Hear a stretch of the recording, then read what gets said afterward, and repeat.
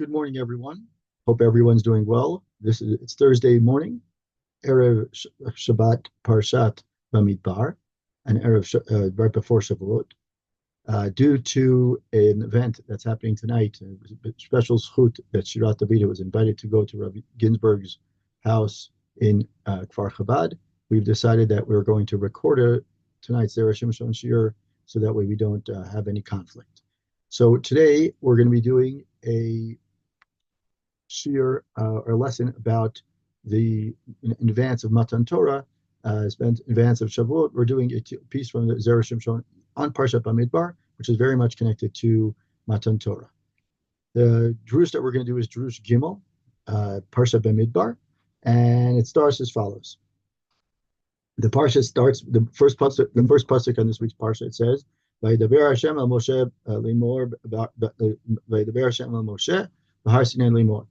So the Midrash says, again, Drush Gimel of Zera Shimshon says, Midrash Yalkut al pasuk Vayidaber Hashem el Moshe b'Sha'ah shekiblu Yisrael et Torah nitkanu behem umot ha'olam maru litkarev yoter ma'an ha'amot. Right. So at the time when Bnei Israel were receiving the Torah, the other nations of the world said, "I don't understand. Why do they get it? We're jealous." Satam pihem Hakadosh Baruch Hu Amar lehem haviu li sefer yuchasin shelachem shneimar havu la mishpachot damim kishem shebanai mevi'im v'yitialdu al mishpachotam v'chach mena'am b'rosh hasefer achar mitzvot ela mitzvot asher tzivah Hashem al bnei Yisrael b'Har Sinai v'achar kach vayidaber Hashem al Moshe b'midbar Sinai su et rosh kol adav bnei Yisrael shelo zachu litol et haTorah ela b'shvil hayichusin shelem ad kan lashono. So the Midrash continues and says that the nations of the world were complaining and saying, "We're jealous, we want the Torah too." Hashem, Kivyachol, closes their mouth and says, "Bring about your book of inheritance." As it says in the Pasuk in Tehillim, it says, "Havula Hashem mishpachot amim." Bring to Hashem, literally bring to Hashem the families of the nations. Just like it says, and the Midrash continues and says, "Kishem shebanai mevi'im vayitialdu al mishpachotam." Just like my children, that is Bnei Israel, brings that they have generations, that each generation was born and they have the genealogies according to their families. So that's why it says at the beginning of this week's beginning of Sefer Bamidbar, right after it says Elah HaMitzvot, at the end of last week's Parshat at B'Har Sinai, it says at the end of Bahar or Bechukotai, it says the end of Sefer Vayikra ends with Elah HaMitzvot asher tzivah Hashem al bnei Yisrael b'Har Sinai. And then again, it says, so he's saying that the connection between last week's parsha and this week's parsha is that right after the mitzvot, Hashem, or after giving the mitzvot and delivering the mitzvot of Sefer Vayikra, Hashem now continues to count them out of. He says, but they didn't merit to receive the Torah, if not for their lineage, meaning their lineage and their heritage that they have is indeed one of the main reasons that, according to this Midrash, they received the Torah. Now, what we're going to do is, in order to save time, Drush Gimel is actually quite long, and so we're going to go to, in about 2 paragraphs, or 3 paragraphs in 4, it starts with V'od yesh lomar. So I'm going to kind of give a spoiler on the middle one, the part that we're skipping. It says Sheikh Iyun. In that area, there quotes the famous Gemara in Avodah Zarah on Daf Bet Amud Bet, and it quotes the famous Gemara about the argument about back and forth between the nations of the world and Bnei Israel and Hashem as to why they received the Torah. The question as to whether would you keep this mitzvah or you could keep the other mitzvah, etc. And they basically who's deserving of it and whether so in this one, in the part that we're kind of skipping over, it talks about Hashem says the nations of the world say that the nations are Bnei Israel, just like the nations they were over, they transgressed and committed sins that were of Sheva Mitzvah Bnei Noach. But before the Sefer Torah, before Matan Torah, they were considered also liable with those mitzvot as well. And Bnei Israel were also just as bad in terms of their transgressing of those mitzvot. That's the argument that has. And the argument that Hashem gives back and says, no, since they come from Abraham, Yitzchak, and Yaakov, and they are considered their children, so they didn't have those mitzvot. And basically the Zera Shimshon proves that the entire thing that it was done there was done b'shogeg. And since they're his children, they're not named Noach. They're considered. They were doing it out of b'shogeg. That's what the overall. That's the basically summary of it, right? So that's and what they did in Mitzrayim, right? So it says, and even though we said that they did in Mitzrayim, they were all out of shogeg or out of ones.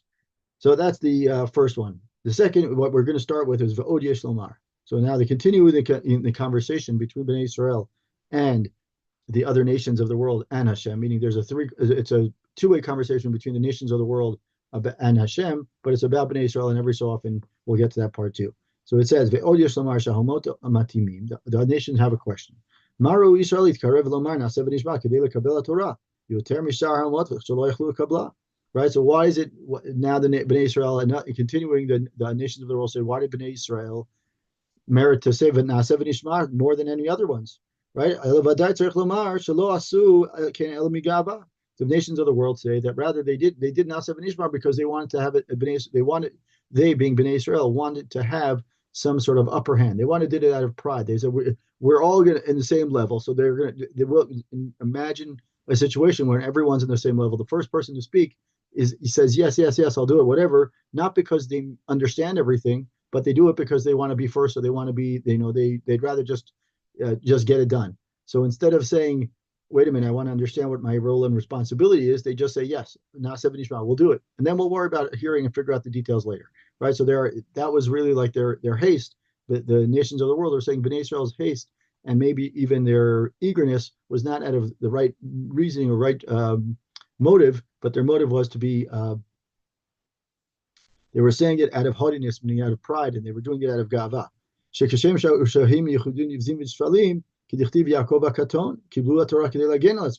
Right? We know that Bnei Israel often, right, they're considered the low nation, the nation that's always the one that's the underdog, and since they are the underdog, they didn't have a choice but to do this. It was to kind of lift them up. They wanted to accept the Torah to lift them up.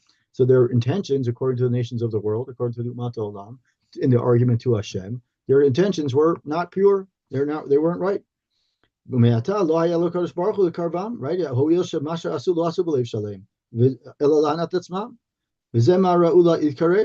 he says that the one option, and there's going to be two arguments. One argument is that the Umat Olam say is option one is that their intentions were wrong. Their intentions were, we just want to get this done. We have no choice. We're always being beaten down. We're always being hurt. So here's our chance to get out of this situation. Let's do it. Let's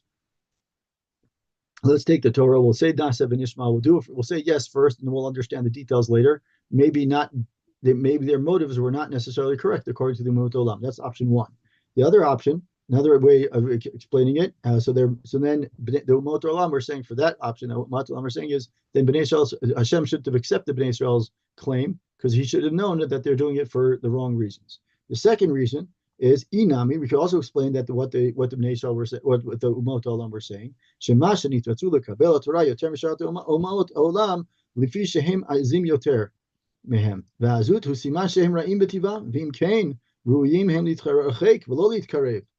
Right. So he says that the second reason that perhaps we can explain what the nations of the world were saying about Bnei Israel is that the reason why, unlike the rest of the world, the rest of the nations, the Jewish people agreed to accept the Torah because they were more bold, meaning they were just willing to do it. Just like I said, in a crowd, there's always going to be that person who says, yeah, let's do it right away.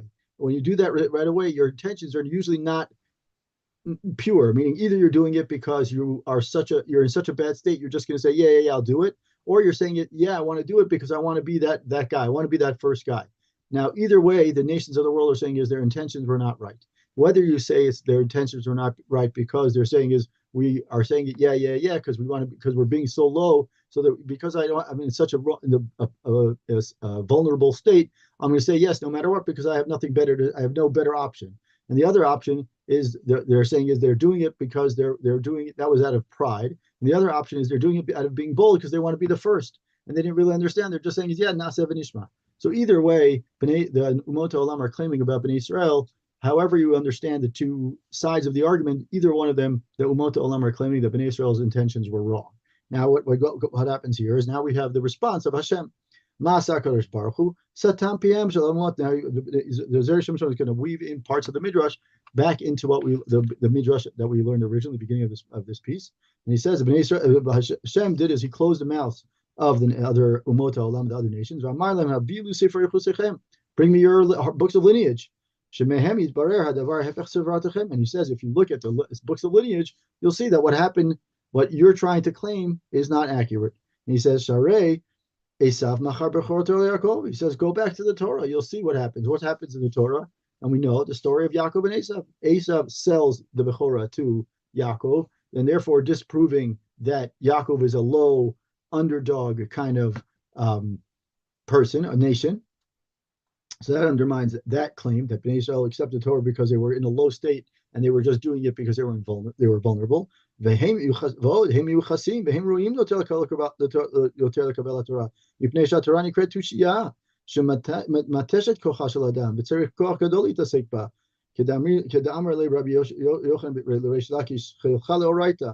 he says, even more so, he says, look, the Jewish people have a very strong lineage descending from, the Avot HaKadoshim, and they are they're more fitting than other nations than the ones you're claiming, the ones who are claiming against Bnei Israel.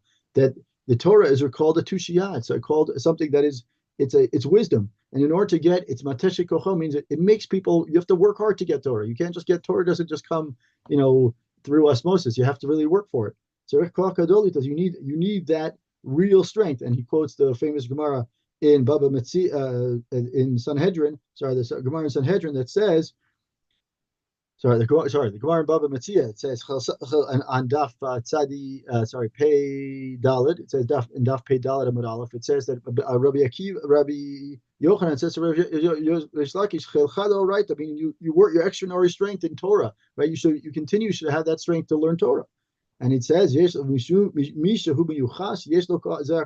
person with lineage, right? A person who has a strong lineage has that strength to continue to learn Torah. It's similar in some ways to what we said in a previous Jewish of the Zera Shimshon, that we said that people that are learning Torah, we're willing to go that extra mile no matter where it is to learn Torah. Jews, no matter what, wherever we are, whether we're put under duress or whatever situation, we're always going to find a way to learn Torah. It's that strength that we have, that we know that our forefathers are continuing the tradition of previous generations. I think that's, if we want to summarize the entire piece that we're going to go through, that's really the overall theme, is that we're willing to work hard. For Torah, you have to work hard. It's first part. And second of all, not only do you have to work hard for it, but beyond working hard for it, we're also doing is that we appreciate the fact that we're connected. We're tapping into something that goes much longer than very far back. Excuse me. So it continues, and he says, "Mishu miyuchas yesho zakoch kedamarina b'psachim miyom shegnaz yisefir chazim tashash kocham shel chalachamim." He says that the pure elevated lineage that brings us strength, and since we have that, it gives Bnei Israel have that pure lineage that goes back from generation to generation to generation, and so therefore gives them the necessary strength to continue Torah. And then he says, "Uma shehem azim," and now the fact that you're telling me before we said that they were bold, you continue to say that they were bold. So he says, "Mashem azim eno siman ra lahem chas v'sholom el adarab siman tov shecholim lochiach echad et chaver b'chol kocho ve'eno mitresh umar lo lachorecha or a chazor lachorecha or el apsul sheyesh b'nifishtachacha k'mo shasa pinchas heritem ben puti zeh pitem v'imo." He says now to the claim or to the argument that you say that Bnei Israel are bold or they're stiff and they're doing it just because they just want to be that first person. He says, no, it's a good thing. It's not being bold and having azut is a good thing. Just like with Pinchas, he knew that people were going to say what they claimed according to the Midrash, that they claimed, did you see what Pinchas is doing? He knew what he's up against. And even with what he's up against, he's still willing to be bold. And that is something he said, when we have the willingness, we have what we call today chutzpah, where we have the chutzpah to do something or say something that may not necessarily be right, but we're doing it because we believe in, and we have something, we believe in that idea. And when we have that chutzpah, people appreciate it, right? But we're not as scared or fearful of the repercussions. Va'od. And now he says, what's the advantage of having a strong lineage? He says, he says that person who has pure lineage, and I have what to stand up from. In other words, I'm I have a backing and a pure lineage, someone who's a man of peace. Whereas an impure lineage becomes, they become someone who's not necessarily aligned with all the different values, meaning they have a strong values from that go back generation to generation. It's much easier for them to stand on their to stand calmly and stand proudly.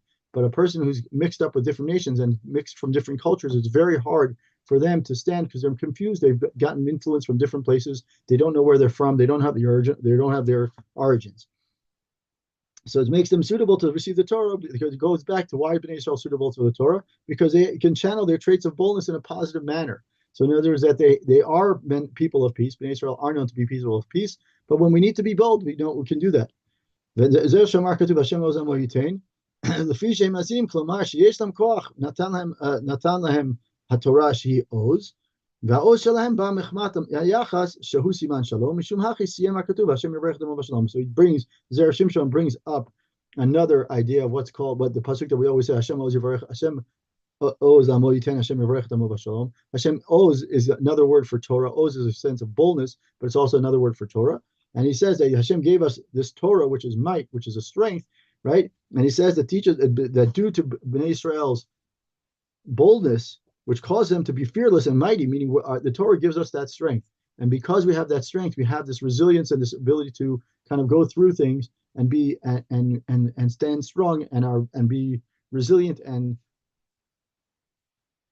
hold our own. And it's a calmness. And so that way we are people of peace, and we use that sense of peace. And when we need to, we can be bold. But most of the time, we try to be people of peace and people of serenity.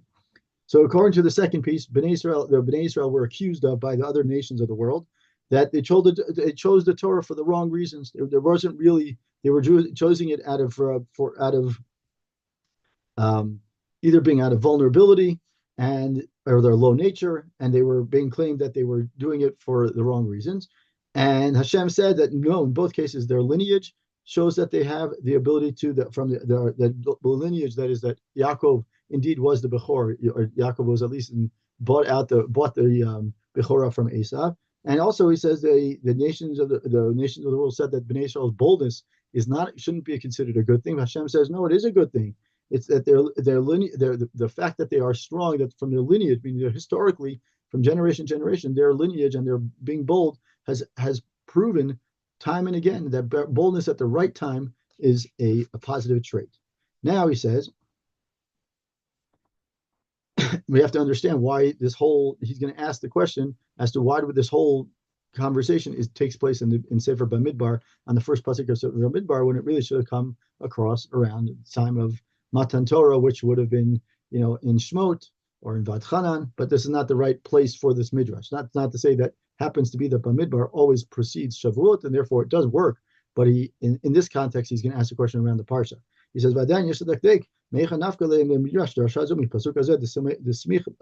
how do we know that this pasuk really, how did the midrash take it out or pull out this idea from the pasuk that is the opening Sefer Bamidbar?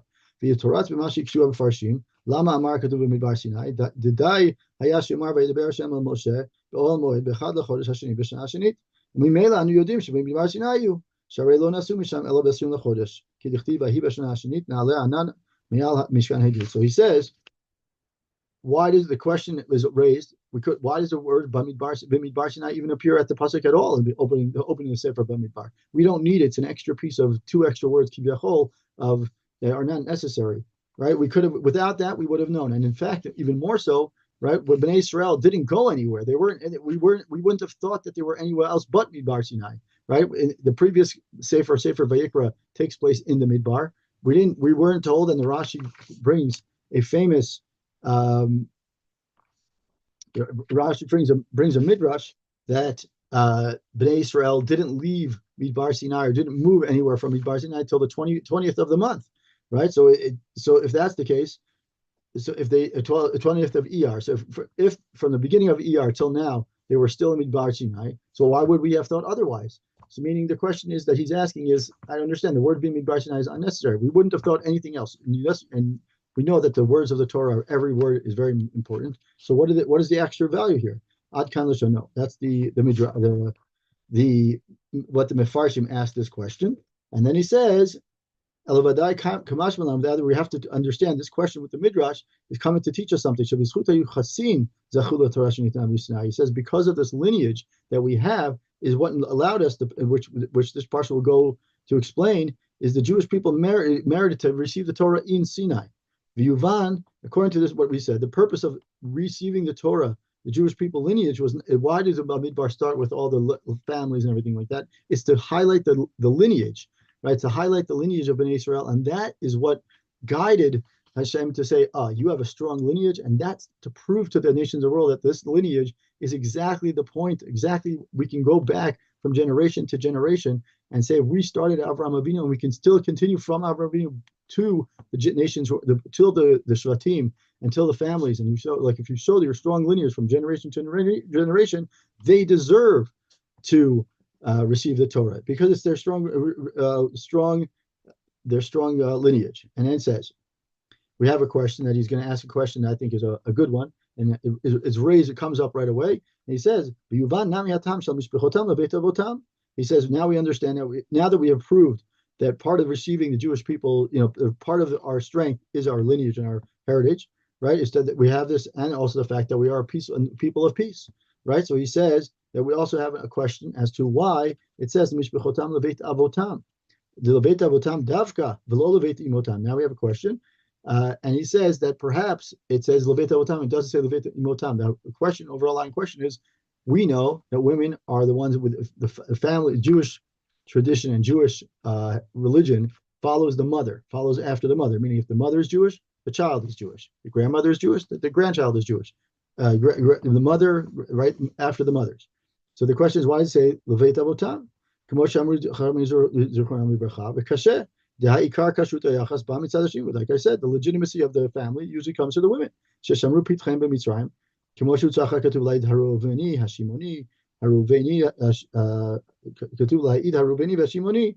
Right? And he says,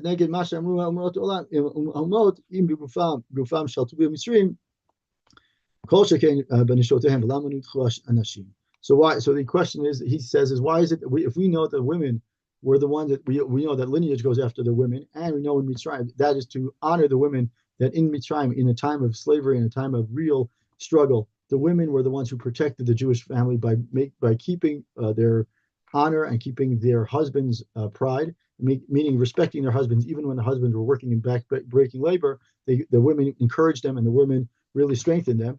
And then the motto, and this was the idea, was that the women are keeping the tradition. So the question is, why is it say Leveit Avotam? It should say Leveit Imotam. And he says, is the Umot Olam, their claim is that if the Bnei Israel were able to be enslaved, the men were able to be enslaved. So if Mitzrayim was able to do the enslave the men, I'm sure that the women also. So the question, he says that no, the women, it's to disprove them. That's why the Jewish heritage goes after the woman. So the question, he says, Ella, ממה שיש לה שלום ביניהם ואינם מתקוטטים. משום הכי דווקא לבית אבותם, שבנשים לא שייך זה, שכל אחת יושבת בביתה בייחודת כל כבודה בת מלך פנימה. So he says, is that the women, when the men were going out into Mitzrayim, and they were doing this work, and they did complain, but the level of complaint was calm, and they were able to, when they go out into the field, and their approach and their mannerisms were calm, and were sense of peace, and they don't argue with each other, and they were just doing and accepting it. And while the women were at home and also being modest and not making they might have taken some bold steps, but they were doing it in a way that's calm and accepting. So the men were out there, and the men were showing that, reflecting and kind of showing their outward way, an outward manner, what their approach is. So that's why it says Leveit Avotam, because the men were the ones who were out there and showing it. And if you really want to say, is that the women were influencing the men from the inside, and the men were the outward expression of that influence. So it should say the Beit Avotam is what was going on outside of the house. Inside the house, it was the women, and therefore the women were the ones that get respect for the women, meaning we do continue the Jewish tradition through women, but and the lineage continues through the women, but the men were the ones who were out there. So therefore they got that kind of Beit Avotam. Now it says Atam Shamru Hamimrash Aniskar La'el. And now we can say, and go back to the Midrash, it says, Matan Torah, Shara'u Yisrael HaMelachim Shayu Osim Dgalim, Nitavu Li Dgalim, VaKadosh Baruch Hu Amar LeMoshe, Lech V'aseh Lehem Otam Dgalim, V'ayin Sham, Sharei Ketiv, V'gam Kol Ha'am Hazeh, al mikomo yabov v'shalom. So he says, now we can understand perhaps the other midrash that's famous in this week's parsha is that Bnei Israel, when they were receiving the Torah, they saw that the malachim came down, and they saw that the malachim were ordered, they have organized, everything's according to a certain schedule in a certain place, and they had these wonderful flags, the galim, whatever the galim actually mean, flags or signs or place. And the reason why Hashem said that is, and then the pasuk says, and that's why it says, the entire people, they want this order. They realize that by having order, having a place in society, every person's place, things work. And when things work, there's peace. And when things don't work, there isn't peace. And so he says, that's the Gemara says, now we're going to every person has their place. Bnei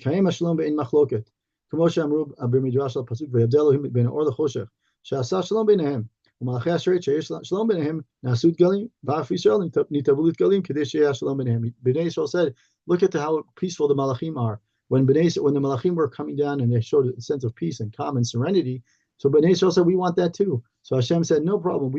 I'll bring peace among you. And you want that because they don't have machloket. They're not arguing. When we don't have machloket, that's when peace can happen.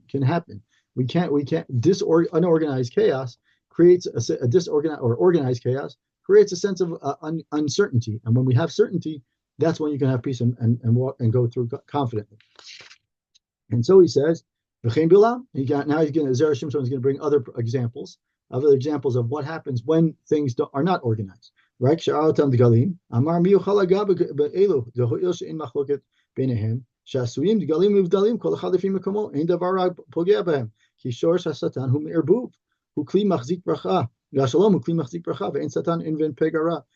when Bilam came to try to curse the nation, he said, look at the nation. When the nation is at peace and their tents are organized and their tents are in the right place and everyone knows their place, no nations can do anything. There's nothing that the nations can do because and look at the flags that show where everyone belongs and everyone has a place. And that's when everyone knows their place, and therefore everything can be appropriate and peaceful. And he says the whole existence of the Satan is to create the disarray, right? And that obviously peace is the opposite of what the Satan brings to the table. So the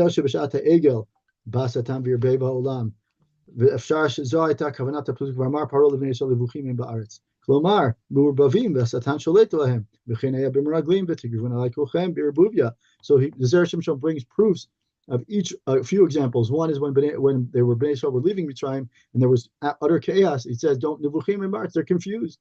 The confusion was caused by the Satan. And that's what Paro was saying about Bnei Israel, is that they were confused. They're in disarray because they're unsure, right? And therefore when they're unsure, Paro was saying is, don't worry, the Satan is going to get to them. The Satan didn't, but there was a sense of confusion. Same thing with the Meraglim, right? You all came to me, you all approached me. The Gemara, the Buvia is the Rashi on that spot says that we came with confusion. They came with disarray and being kind of disorganized, and they brought this whole disorganization came from the Satan. So he just brings multiple examples, and we go through history. If you look through the Chumash and you see the arguments that happen and the sins, the different sins, whether it's Cheta Egel, whether it's right when they're leaving, when Bnei Israel are leaving Mitzrayim, whether it's the Meraglim, you see all these different sins. There's always a sense of chaos beforehand. Now we can go. Now he goes to a topic which is it moves a little bit, he shifts a little bit, but it's actually connected in a very strong way. And he said, now we're going to this approach that it's their elevated lineage, which is a lineage of peace, a lineage of calm, a lineage of serenity, and a lineage that can be proven and tracked back many generations. That lineage, now we can explain a strange conversation that happens between Hosea and HaKadosh Baruch Hu. And it says, if we look in Hosea Parak Aleph, and it says, Hosea says to Hashem, Hashem tells Hosea beforehand, before that, Hosea has the azut, the chutzpah to tell Hashem, listen, just wipe them all out and replace the nation, right? Delete and put a different and replace them with a different nation, because basically Hosea is in some ways Hosea was kind of giving up, and Hashem is saying to him, go take a family, go take a woman who is inappropriate and children who are inappropriate. What is the connection between the two? How is taking a different wife who is not a pure lineage, or children from not a pure lineage or inappropriate, how is that going to be reflective of Hashem saying, taking a new nation? Right? Where you have to explain that Jewish people merited to be close to Hashem only as a result of their lineage. He says,